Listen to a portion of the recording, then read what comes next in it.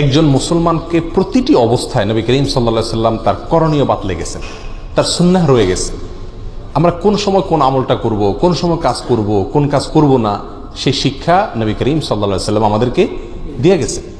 অতএব যখন বৃষ্টি হবে, তো বৃষ্টির সময় আমরা কি করব, কি আমল করতে হবে, কি করা যাবে না, সেই শিক্ষাও নবী করিম সাল্লাল্লাহু আলাইহি সাল্লাম দিয়ে গেছেন।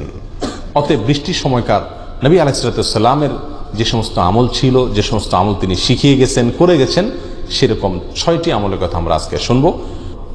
সর্বপ্রথম আমল হলো বৃষ্টি হলে আল্লাহ সুবহানাহু ওয়া তাআলার কাছে একটি বিশেষ দোয়া পাঠ করা। বৃষ্টি হলে আল্লাহ সুবহানাহু ওয়া তাআলার কাছে একটা বিশেষ দোয়া পাঠ করা, সেটি হলো আল্লাহুম্মা সাইয়্যিবান নাফিআ। সহিহ বুখারীর হাদিসে আসছে নবী করিম সাল্লাল্লাহু আলাইহি সাল্লাম এই দোয়া পড়তেন বৃষ্টি যখন হতো তখন, আল্লাহুম্মা সাইয়্যিবান নাফিআ।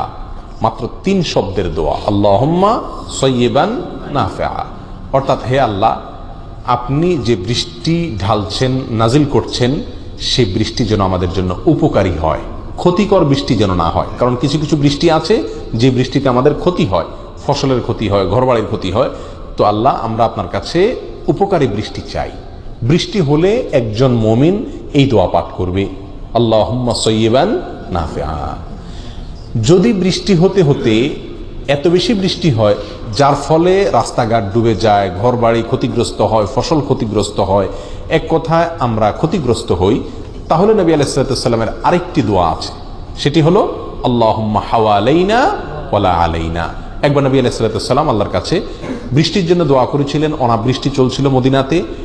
এরপরে আল্লাহ সুবহানাহু ওয়া তাআলা বৃষ্টি দিলেন, এত বৃষ্টি হলেন যে সাহাবীদের ঘরবাড়ি ওই বৃষ্টিতে নষ্ট হওয়ার, ভেঙে পড়ে যাওয়ার উপক্রম হলো। নবী আলাইহিস সালামের কাছে এসে সাহাবায়ে কেরাম মসজিদে জানান, ইয়া রাসূলুল্লাহ, এত বৃষ্টি হয়েছে যে এখন তো আবার পরিস্থিতি খারাপ। তখন তিনি দোয়া করেছিলেন আল্লাহুম্মা হাওয়ালাইনা ওয়ালা আলাইনা। এরপরে আল্লাহ সুবহানাহু ওয়া তাআলা বৃষ্টি বন্ধ করে দিয়েছিলেন। তাহলে বৃষ্টি হলে আমরা আল্লাহুম্মা সাইয়্যিবান নাফিআ এই দোয়াটি পাঠ করব শুরু থেকেই। যদি বৃষ্টি হতে হতে অনেক লম্বা সময় ধরে বৃষ্টি হয় বা ক্ষতি হয়ে যায় বৃষ্টিতে আমাদের, তখন দোয়া করব কি, আল্লাহুম্মা হাওয়ালাইনা ওয়ালা আলাইনা, অর্থাৎ আল্লাহ, আমাদের বাইরে আপনি বৃষ্টি দান করেন। আমাদের এলাকার বাইরে বলতে আরেকজনের এলাকায় না, মানে যেখানে মানুষজন বসবাস করে না, বনে, জঙ্গলে, নদীতে, সমুদ্রে, সেখানে বৃষ্টি না দেন। আবাদিতে, বসতে যেখানে বৃষ্টি হলে আমাদের ক্ষতি হয়, সেখানে বৃষ্টি দিয়েন না। এই দোয়া পাঠ করতেন, আল্লাহুম্মা হাওয়ালাইনা ওয়ালা আলাইনা। আবারও বলছি, বৃষ্টি হলে দোয়া পড়বো আল্লাহুম্মা সাইয়্যিবান নাফিআ। আর যদি বৃষ্টি ক্ষতিকর পর্যায়ে চলে যায় তাহলে পড়বো আল্লাহুম্মা হাওয়ালাইনা ওয়ালা আলাইনা। 1 নম্বর আমল গেল, বৃষ্টি হলে এই দোয়াগুলো পাঠ করতে হবে। নাম্বার 2, বৃষ্টির সময় বা বৃষ্টির আগে পরে যদি প্রচন্ড বাতাস, ঝড় শুরু হয়, ঝড়ো হাওয়া যদি শুরু হয়, তুফান দেখা যায়, তখন আল্লাহর আযাব নাজিল হয় কিনা সেই আশঙ্কায় শঙ্কিত থাকা, সেই ভয়ে সন্ত্রস্ত থাকা, এটি হলো দ্বিতীয় আমল। নবী করিম সাল্লাল্লাহু আলাইহি ওয়াসাল্লাম প্রসঙ্গে আম্মা জান আয়েশা রাদিয়াল্লাহু তাআলা আনহা বলেছেন যে যখন বৃষ্টির আগে বা পরে বা বৃষ্টির সময় প্রচণ্ড ঝড়ো বাতাস যখন বইত, তখন নবী করিম সাল্লাল্লাহু আলাইহি ওয়াসাল্লাম ভীত সন্ত্রস্ত হয়ে পড়তেন। আলাইহিস সালামের চেহারা দেখে বোঝা যেত যে তিনি ভীত সন্ত্রস্ত হয়ে পড়েছিলেন। একবার জিজ্ঞাসা করা হলো তাকে, আম্মা জান আয়েশা জিজ্ঞাসা করলেন একবার, ইয়া রাসূলুল্লাহ, আপনার এই অবস্থা হয় কেন, এরকম ঝড়ো বাতাস, তুফান শুরু হলে? তখন তিনি বলেছেন, ইন্নী খাশিতু আন ইয়াকুনা আযাবান সুল্লিতা আলা উম্মতি, আমার ভয় হয় না যেন এই ঝড়ো বাতাস, তুফানে আল্লাহর আযাব নিয়ে আসছে আমার উম্মতের উপরে। তাহলে যদি ঝড়ো বাতাস শুরু হয়, তুফান শুরু হয়, একজন মুমিনের অন্তরে ভয় থাকবে না যেন এটা আল্লাহর আযাব এর মাধ্যমে আসছে, এর পিছনে আল্লাহর আযাব না যেন রয়ে গেছে, এই শঙ্কায় শঙ্কিত থাকবে, আল্লাহর ভয় অন্তরে লালন করবে মুমিন। তাহলে 2টি আমল পেলাম। প্রথম আমলটি হলো দোয়া করব। 2 নম্বর হলো ঝড়ো বাতাস, তুফান শুরু হলে আল্লাহর আযাব হচ্ছে কিনা সেটি নিয়ে শঙ্কিত থাকব এবং সেই ভয় অন্তরে লালন করব। নাম্বার 3, বৃষ্টি যখন নাজিল হবে তখন রহমাতান, এটা বলা, রহমাতান বলা, অর্থাৎ আল্লাহ সুবহানাহু ওয়া তাআলার রহমত। এটা কোরআনে কারীমে আল্লাহ সুবহানাহু ওয়া তাআলা বলেছেন, আসমান থেকে আল্লাহ সুবহানাহু ওয়া তাআলা যে পানি নাজিল করেন সেটা হলো কিসের পানি ভাই? বরকতের পানি। অতএব একজন মুমিনকে, নবী আলাইহিস সালাম নিজেও এই আমলটি করেছেন, বৃষ্টি হলে তিনি রহমাতান বলতেন। অতএব 3 নম্বর আমল হলো বৃষ্টি হলে তখন ওই সময় আমরা কি বলবো? রহমাতান, অর্থাৎ আল্লাহর রহমত আমরা কামনা করছি বৃষ্টির মাধ্যমে। একই বৃষ্টি আমাদের জন্য রহমতও হতে পারে, আযাবের কারণও হতে পারে, এটি দ্বারা আমরা লাভবানও হতে পারি, ক্ষতিগ্রস্ত হতে পারি। এই জন্য বৃষ্টির সময় নবী আলাইহিস সালামের সুন্নাত হলো রহমাতান বলা। 4 নম্বর হলো বৃষ্টির সময় এবং বৃষ্টির পরে এই কথা বলা সুন্নাত, মুতিরনা বিফদলিল্লাহি ওয়া রাহমাতিহি। বৃষ্টির সময় এবং বৃষ্টির পরে এটা বলতে হয়, এটা বলা সুন্নাত। নবী আলাইহিস সালাতু ওয়াস সালাম এটা বলতে আমাদেরকে শিখিয়েছেন। অর্থাৎ বাংলা আমরা বলতে পারি আল্লাহর দয়ায়, আল্লাহর অনুগ্রহে আমরা বৃষ্টি পেয়েছি, বৃষ্টি নাজিল হয়েছে আল্লাহর দয়া এবং অনুগ্রহে। তখনকার যুগে মুশরিকরা, কাফেররা, তারা বলতো অমুক তারকায় আমাদেরকে বৃষ্টি দিয়েছে।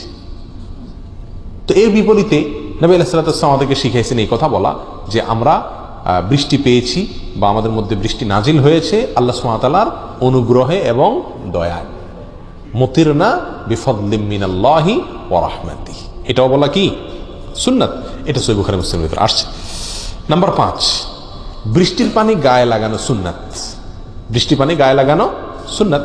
নবী করিম সাল্লাল্লাহু আলাইহি ওয়াসাল্লাম সহিহ মুসলিমের হাদিসে আসছে যে তিনি বৃষ্টির সময় একবার বের হয়েছিলেন এবং গায়ে পানি লাগিয়েছিলেন এবং তাকে জিজ্ঞাসা করা হয়েছিল এর কারণ কি। তিনি এটাকে আল্লাহ সুবহানাহু ওয়া তাআলার পক্ষ থেকে বরকত হিসাবে আখ্যায়িত করেছেন, অভিহিত করেছেন। অতএব আপনি বৃষ্টির পানিতে একেবারে গোসল করে জ্বর সর্দি লাগায় ফেলান, এটা জরুরি না। কিছু পানি অন্তত বৃষ্টির পানি আপনার গায়ে লাগুক, এটা সুন্নাত। বৃষ্টি চলাকালীন 6 নম্বর আমল হলো বৃষ্টির সময় দোয়া কবুল হয়। কি কবুল হয়? দোয়া কবুল হয়। বহু হাদিসে বিষয় বর্ণিত হয়েছে।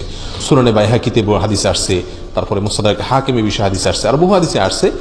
নবী আলাইহিস সালাতু ওয়াস সালাম বলেছেন কয়েকটি সময় দোয়া কবুল হয়, তার ভিতরে একটি হলো বৃষ্টি নাজিলের সময়। অতএব বৃষ্টি নাজিলের সময় দোয়া কবুলের জন্য গুরুত্বপূর্ণ একটি সময়, এই সময় আমরা দোয়া করব। 6 নম্বর আমল হলো কি করব ভাই?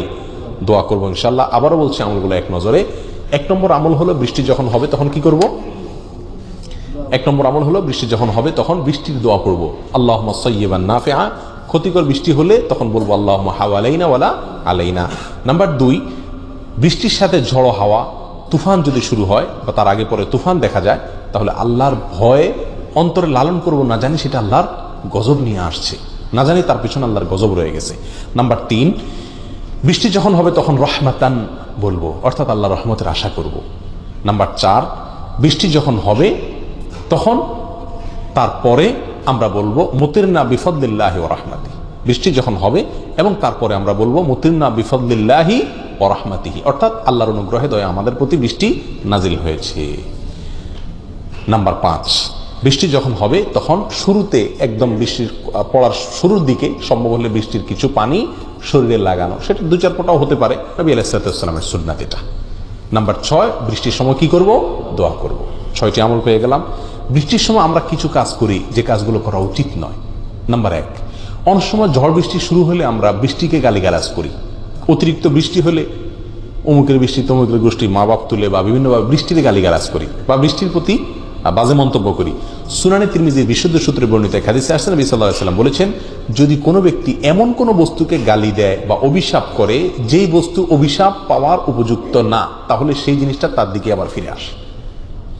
অতএব যত বৃষ্টি হোক, যত ঝড় হোক, দোয়া করবো আল্লাহর কাছে এই বৃষ্টিকে, তুফানকে, ঝড়কে কি দিব না? গালিগালাজ করব না। নাম্বার 2, বৃষ্টি অতিরিক্ত হলে বা বৃষ্টি চলাকালীন সময়ে অনেক সময় আমরা মন্তব্য করি আল্লাহর গজব নাজিল হয়েছে, অমুকের কারণে তমুকের কারণে দেশে কি আসছে? গজব নাজিল হয়েছে। কোনো কারণে বৃষ্টি হলো, ঝড় হলো, বন্যা হলো, জলোচ্ছ্বাস হলো, বিশেষ করে সমুদ্র এবং সমুদ্র তীরবর্তী এলাকাতে আল্লাহ সুবহানাহু ওয়া তাআলার সুন্নাত এটা, যে সেখানে ঝড় বৃষ্টি বেশি হয়, আপনি এটাকে আল্লাহর গজব হিসেবে আখ্যায়িত করার অধিকার আপনাকে কেউ দেয় নাই। কোনটা আল্লাহর গজব আর কোনটা আল্লাহর রহমত আর কোনটা আল্লাহর সাধারণ নিয়মের অংশ, সেটা মন্তব্য করতে পারেন শুধুমাত্র নবীগণ, কারণ তাদেরকে আল্লাহ জানায় দেন যে এটা গজব হিসাবে আসছে। এটা কি অনেক সময় আমরা দেখি ক্ষতি বাহ্যিকভাবে, কিন্তু তার পিছনে কি আছে? মঙ্গল আছে। অতএব এটা যে আল্লাহ গজব হিসাবে নাজিল করছেন সেটা আপনি কিভাবে নিশ্চিত হলেন? আল্লাহ তো আপনাকে জানাননি। অতএব এভাবে গড়ে যখন তখন ঝড় তুফান বা জলোচ্ছ্বাস হলে এটাকে গজব হিসাবে মন্তব্য করে, এটা আরেকটা ভুল। আমাদের দেশে বৃষ্টি বাদল বেশি হলে, ঝড় তুফান হলে দেখা যায় মসজিদের ভিতরে বা ঘরের ভিতরে, রুমের ভিতরে জোরে জোরে চিৎকার করে করে আজান দেওয়া হয়। আপনারা দেখে থাকবেন ছোটবেলায় বা এখনো আছে অনেক এলাকাতে, যে ঝড় জলোচ্ছ্বাস শুরু হলে কি দেয়? ঘর বাড়িতে জোরে জোরে আজান দেয়। এই আজান দেওয়া কোরআন এবং হাদিস দ্বারা প্রমাণিত না। ঝড়ের সময়, জলোচ্ছ্বাসের সময় আজান দিতে হবে এরকম কোনো কথা আমরা কোরআন হাদিস থেকে খুঁজে পাই না।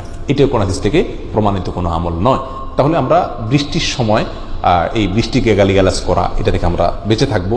এটাকে আল্লাহর গজব ইত্যাদি বলে মন্তব্য করা, সেটা থেকেও কি করব? বেঁচে থাকার চেষ্টা করব। আর এই বৃষ্টির সময় আজান দেওয়া এটা নবী আলাইহিস সালামের কি নয়, সুন্নাহ নয়। অতএব বৃষ্টির সময় নবী আলাইহিস সালাম যে আমলগুলো আমাদেরকে শিখাই গেছেন সেই আমলগুলো করবো, 6টি আমল। আর এর বাইরে যেগুলো উনি শিখান নেই সেগুলোকে আমরা করবো না। আল্লাহ তাআলা আমাদেরকে বৃষ্টির সময় এবং অন্য সময় সকল সময় নবী আলাইহিস সালামের সুন্নাহগুলোকে ফলো করার তৌফিক দান করুন। জাযাকুমুল্লাহ ওয়া আখিরু দাওয়ানা আলহামদুলিল্লাহি রাব্বিল আলামিন।